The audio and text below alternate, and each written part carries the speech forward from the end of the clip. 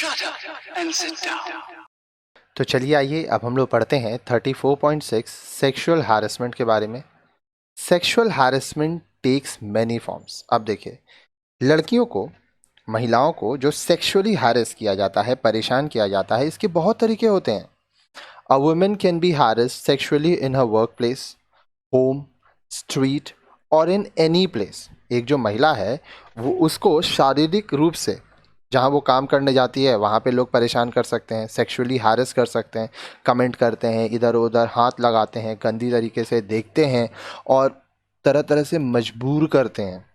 ठीक है, घर पे भी हो सकता है, रास्तों में हो सकता है, कहीं पे भी हो सकता है। In this section that follows, we will discuss two glaring forms of sexual harassment, was rape and sexual harassment at the workplace। तो अभी ये जो वीडियो में हम लोग पढ़ने वाले हैं, तो यहाँ पे हम लोग दो महत्वपूर्ण जो कारण है आप कह सकते हैं, या जो जगह है, जैसे रेप करना, बलात्कार करना सेक्सुअली हैरेसमेंट के रूप में आता है। ठीक है, लड़की के संग ज़बरदस्ती करना, और लड़की जहाँ काम करने जाती है वहाँ पे उसको सेक्सुअली हैरेस करना, परेशान करना, इसके बारे में हम लोग पढ़ेंगे। तो आइए सबसे पहले हम लोग पढ़ते हैं 34.6.1 रेप के बारे में, बलात्कार के बारे में। Rape is an act that involves forcible sexual intercourse with a woman against her will. अब देखिए, रेप, बलात्कार, ये क्या होता है?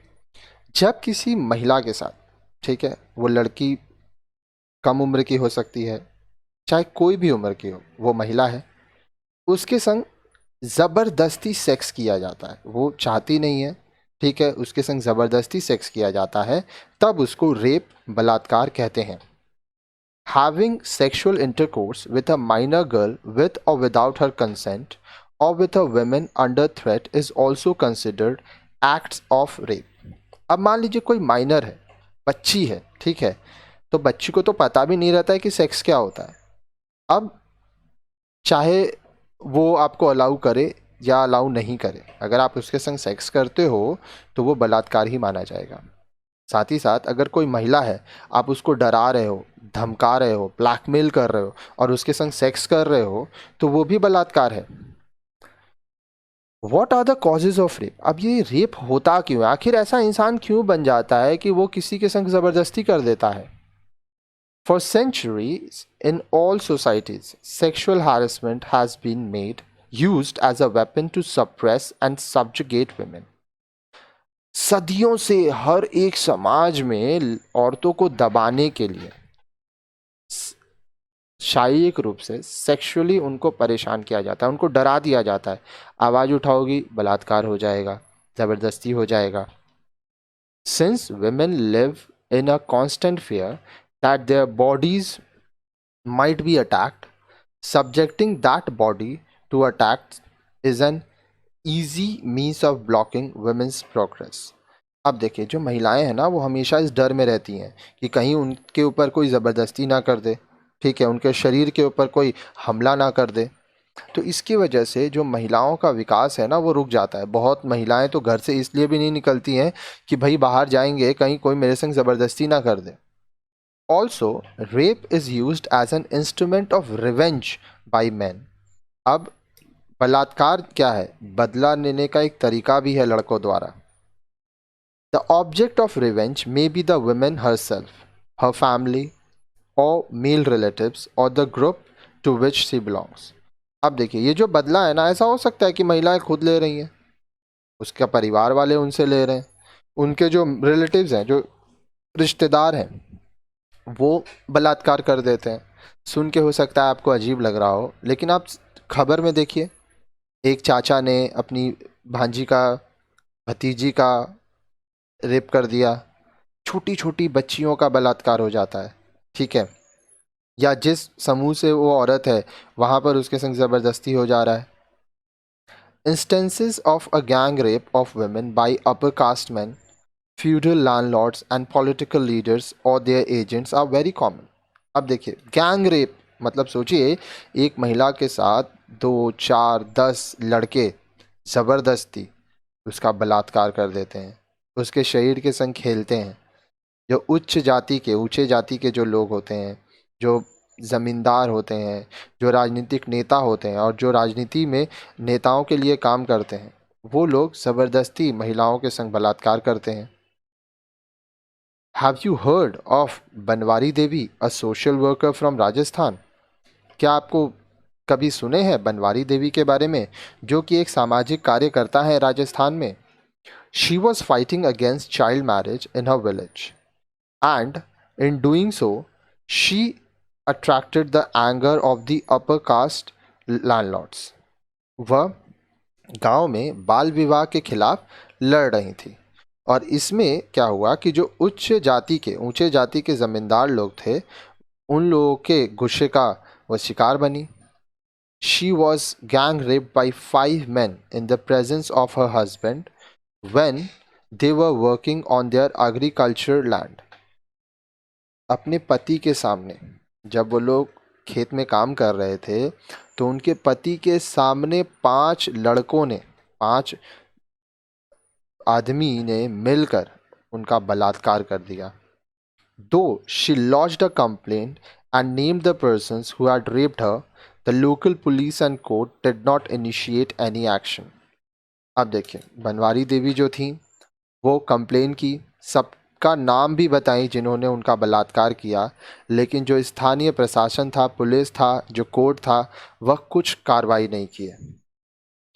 Banwari Devi case went up to the Sessions Court in Jaipur, and do you know what the court said? It is impossible to believe that men in the age group of 50 to 60 years, that too upper caste men, can rape a Dalit woman. Banwari Devi का case जब जयपुर के session court में गया, तो आपको पता है वहाँ पे क्या हुआ? वहाँ पे कोर्ट ने कहा ये मानना नामुमकिन है कि 50 से 60 साल के उम्र के जो आदमी हैं, वो भी ऊंची जाति के आदमी, वो एक दलित महिला का बलात्कार करेंगे।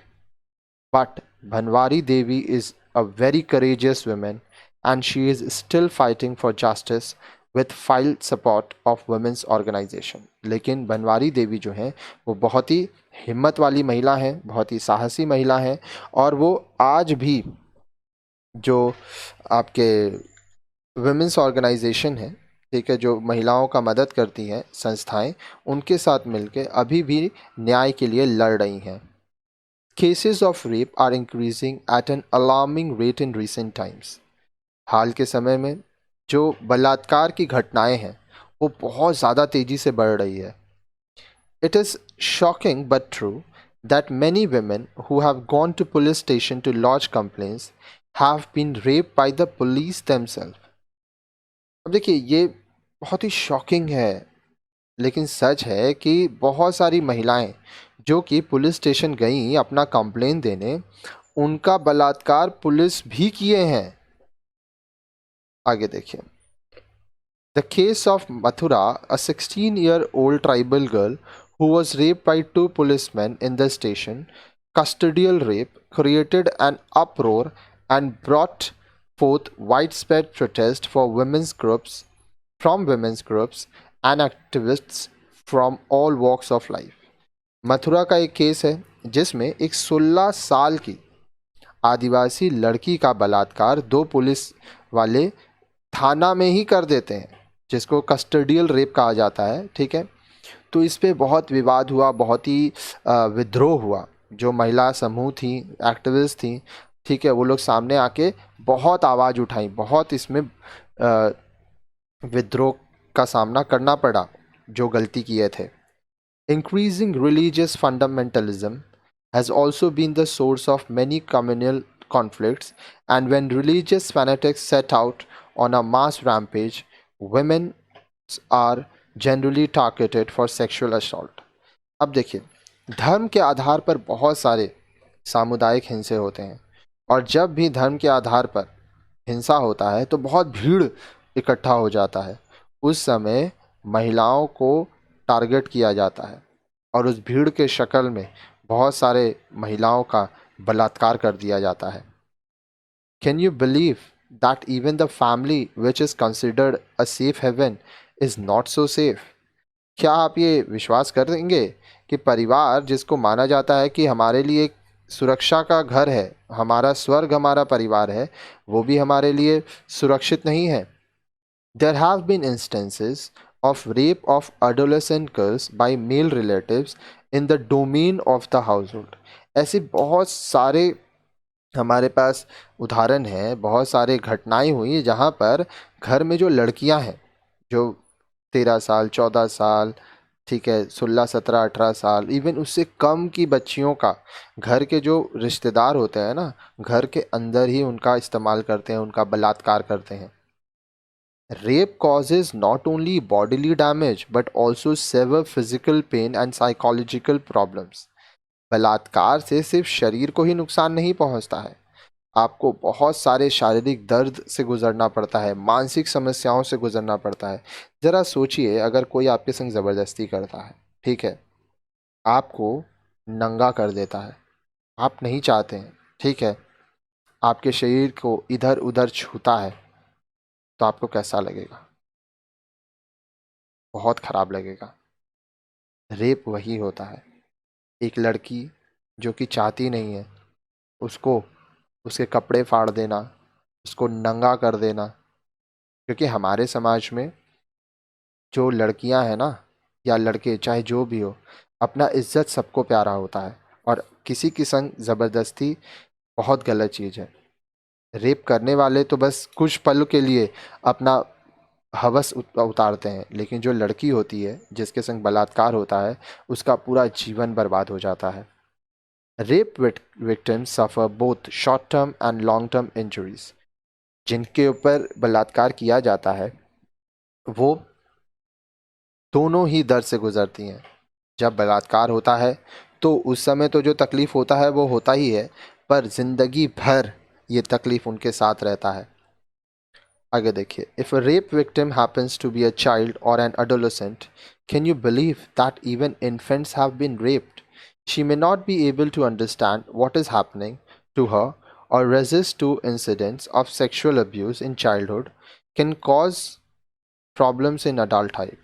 अब देखिए, सोचिए, जिसके ऊपर बलात्कार किया जा रहा है, अगर वो एक बच्ची है, ठीक है, जस्ट अभी 12 13 साल की हुई है, और इन्फेंट्स, एकदम नवजात बच्चे का भी बलात्कार हो जाता है, 6 महीने 1 साल की बच्चियों का बलात्कार हो जाता है। अब सोचिए, बच्चे को तो पता ही नहीं है कि उसके संग क्या हो रहा है, ठीक है, और बचपन में अगर किसी का शारीरिक रूप से आप किसी के को कष्ट दे रहे हैं, सेक्सुअली अब्यूज़ कर रहे हैं, तो जब अडल्ट लाइफ होता है ना, तब बहुत सारी समस्याएं होती हैं। Child victims of rape like adults have difficulty in forming interpersonal relationship. अब देखिए, जो बच्चियां होती हैं जिनका बलात्कार हो जाता है, वो जब बड़ी होती हैं ना, तो उनको भी तकलीफ़ होता है, वो लोगों से बात नहीं कर पाती हैं, वो लोगों से डरती हैं। The effects of the psychological torture undergone can be long lasting and sometimes stay throughout a victim's lifetime. अब देखिए, मानसिक रूप से जो टॉर्चर हुआ है, ठीक है, वो हो सकता है बहुत लंबे समय तक चले, और कभी कभी तो पूरे ज़िंदगी भर जो लड़की है वो उस हादसे को भूल नहीं पाती है, और उसका ज़िंदगी नर्क से बदतर हो जाता है। The increasing incidence of rape is sending shockwaves throughout the country. अब देखिए, जो बलात्कार की घटनाएं हैं ना, वो बहुत बढ़ती जा रही हैं, पूरे देश में बढ़ती जा रही हैं। But how do you combat rape? लेकिन आप जो ये बलात्कार है, इसको कैसे रोकेंगे? The first rape law in India was passed in the year 1860. Bharat में जो सबसे पहला बलात्कार के संबंधित जो कानून लाया गया, वो कब लाया गया? 1860 में लाया गया, ठीक है। For 123 years, that is till 1983, the law remain unchanged. 123 साल तक, 1983 तक इस कानून में कोई बदलाव ही नहीं किया गया। The law against rape was heavily biased against women. अब ये जो लॉ लाया गया ना, ये बहुत ज़्यादा महिलाओं के खिलाफ था। Until it was amended in 1983, it was left to the victim herself to prove beyond all reasonable doubt that she had not consented to sexual intercourse. 1983 से पहले, जब 1983 में तो बदलाव किया गया, संशोधन किया गया, उसके पहले तक था ना कि जिसके ऊपर बलात्कार हुआ है, ठीक है, जो पीड़िता है, अब उसको ये साबित करना होगा कि ये जो उसके संग सेक्स किया गया वो उसके लिए अनुमति नहीं दी थी, ठीक है। The only proof which was accepted by the court was one of serious physical injury. अब देखिए, उस समय जो सबूत है वो सिर्फ एक ही सबूत माना जाता था कि अगर महिला को कोई बहुत ही ज़्यादा शारीरिक चोट पहुंचा है तभी मानेगा कि ये रेप था, क्योंकि कानून कहता था अगर ज़बरदस्ती हुआ है तो शरीर में चोट लगा होगा। In Mathura rape case, the policemen who were responsible were acquitted, but this judgment brought forth widespread protest and demand for change in the rape law.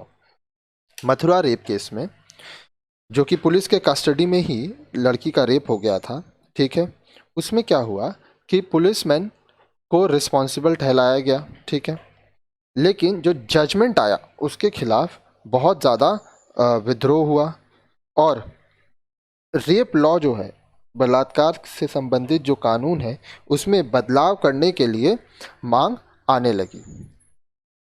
The 1983 amendment was a response to these protests, and the two significant changes were brought forth in the rape law. These were, अब देखिए 1983 में जो संशोधन किया गया, ठीक है, वो ये जो विद्रोह हुआ ना, प्रोटेस्ट हुआ, उसके अमेंडमेंट की वजह से हुआ, ठीक है, उसके वजह से हुआ बदलाव। और दो जो महत्वपूर्ण बदलाव हुए जो कि बलात्कार के कानून में किया गया, वो क्या थे, आइए देखते हैं।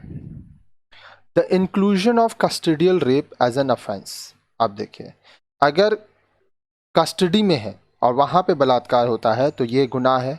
And awarding a minimum of 7 year imprisonment for offenders and for persons found guilty of custodial rape, gang rape, rape of pregnant women and girls below 12 years of age and a minimum of 10 years imprisonment। अब देखिए, कम से कम बोला जा रहा है, कम से कम आपको 7 साल की सज़ा होगी, ठीक है, जो कस्टडियल रेप में पाए जाएंगे, गैंग रेप में पाए जाएंगे। प्रेग्नेंट वुमेन, आपको सोच के भी हैरानी होगी कि जो महिलाएं गर्भवती हैं उन तक का बलात्कार हो जाता है, ठीक है। And girls below 12 years of age, 12 साल से नीचे की लड़कियों का अगर बलात्कार होता है, ठीक है, और 10 साल का मिनिमम इम्प्रिजनमेंट, जेल हो, ठीक है। आगे देखिए, in a landmark judgement delivered in 1983 the court also held that additional corroboration of a rape victim testimony was not required। अब देखिए, 1983 में जो जजमेंट आया, ठीक है, वो एक लैंडमार्क बन गया। उसमें जो कोर्ट बोले कि जो भी रेप की पीड़िता है उसको और ज़्यादा टेस्टिमनी देने की ज़रूरत नहीं है। The court added that in the circumstances prevailing in Indian society, refusal to act on the testimony of the victim was adding insult to injury. Court ये बात साथ साथ जोड़ते हैं कि हमारे भारतीय समाज में जो परिस्थिति है उसमें पीड़िता के संग क्या क्या हुआ, किस तरह से हुआ, ठीक है, वो उसके जो चोट है ना उसको उसमें और उसको शर्मिंदा करता है। The Indian evidence bill amendment bill 2002 amending the original act of 1872 deleted 2 clauses which show that the victim of rape or attempted rape is generally immoral।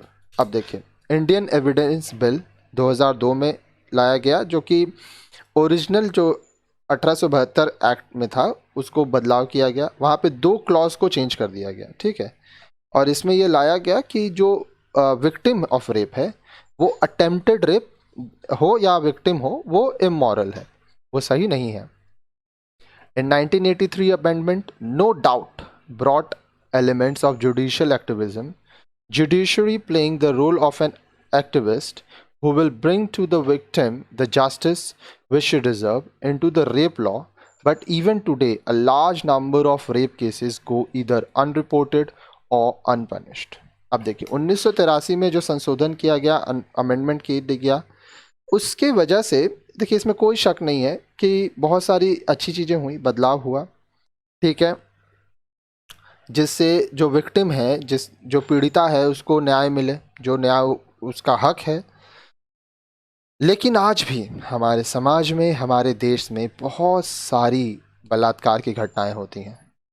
दुख की बात यह है कि कानून का डर किसी को नहीं है।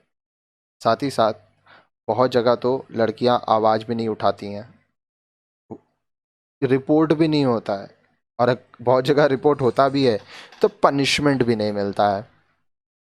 The strong social stigma attached to rape and the tendency to fix responsibility on the women for a rape incident hold many women back some lodging complaints or pursuing the case। हमारे समाज में ना बड़ा अजीब विचित्र बात होता है। लोग बोलते हैं कि महिला ही उत्तरदायी है, ठीक है, लड़की ऐसी रहती है कि उसका बलात्कार हो जाता है। ये जो सोच है ना, ये बहुत गलत है।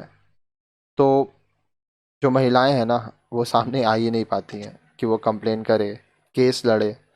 मतलब ऐसा होता है कि सोचो, रेप हो रहा है लड़की का, ठीक है, लड़की का गलती तो नहीं है, सज़ा लड़के को मिलना चाहिए जिसने रेप किया। यहाँ सज़ा लड़की को ही मिल रहा है, ठीक है, हर तरफ से लड़की को ही यहाँ पे दबाया जाता है।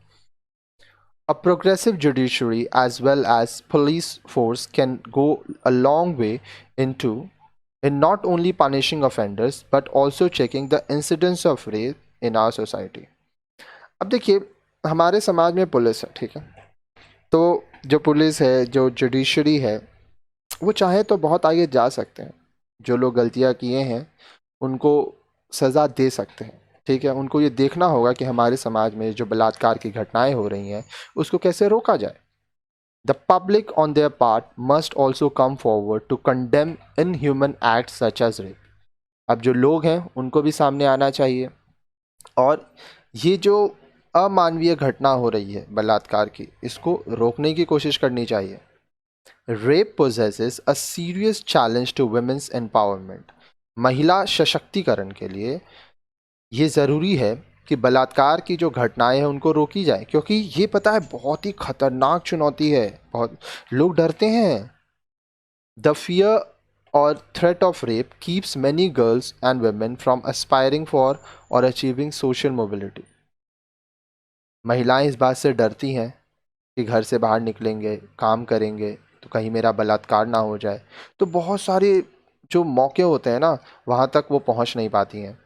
Parents may also use this as a convenient tool for discouraging their daughters from the pursuit of higher goals in life। अब बहुत सारे माता पिता भी ऐसे होते हैं जो इन सब चीज़ों का फ़ायदा उठाते हैं और अपनी बेटियों को जीवन में आगे बढ़ने से रोकते हैं, ठीक है, डरा देते हैं। The quest of gender equality cannot make any headway if the sexual abuse of women continues unchecked। अब ये जो बात होती है कि जेंडर इक्वालिटी होना चाहिए, लड़का हो लड़की हो सब एक बराबर होना चाहिए, ये तब तक नहीं हो पाएगा अगर हम लोग समाज में महिलाओं को शारीरिक रूप से अब्यूज़ करेंगे, परेशान करेंगे। ये याद रखिए, महिला का शरीर कोई खिलौना नहीं होता है। आगे देखिए 34.6.2 sexual harassment at work place. आप जहाँ काम करते हैं वहाँ पे किस तरह से लड़कियों को सेक्सुअली हैरेस किया जाता है, परेशान किया जाता है।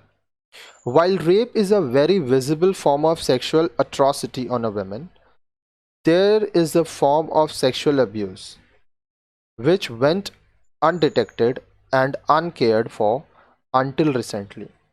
अब देखिए बलात्कार क्या है, हमारे समाज में जो महिलाओं के संग ज़बरदस्ती की जाती है, जो समस्या है वो तो सामने आ जाता है, लेकिन सेक्सुअल अब्यूज़ का एक और रूप है जो कि ना लोग देख नहीं पाए थे, समझ नहीं पाए थे, लेकिन कुछ समय पहले लोगों के सामने ये चीज़ आया है। This refers to the violence which women face in their work place, be it an office or an agricultural field. अब देखिए इसमें देखा जाता है कि लड़कियां जो ऑफिस में काम करती हैं, जो खेत में काम करती हैं, वहाँ पे ना उनकी संग हिंसा की जाती है। For centuries, women have been subject to overt or covert physical abuse in their workplace, but either because of the absence of legal forum through which they could protest or because of economic compulsion which forced them to put up with abuse, most women either ignored or tolerated sexual abuse by male colleagues, superiors, customers or employers. सदियों से जो महिलाएं हैं ना, उनको शारीरिक रूप से कष्ट दिया जा रहा है, उनको गलत तरीके से इधर उधर छूना, गंदी गंदी बातें करना, ये उनके काम के जगह पे होता है। हंसी मजाक में ही बहुत कुछ ऐसा बोल दिया जाता है जो कि महिलाएं बर्दाश्त नहीं कर पाती हैं।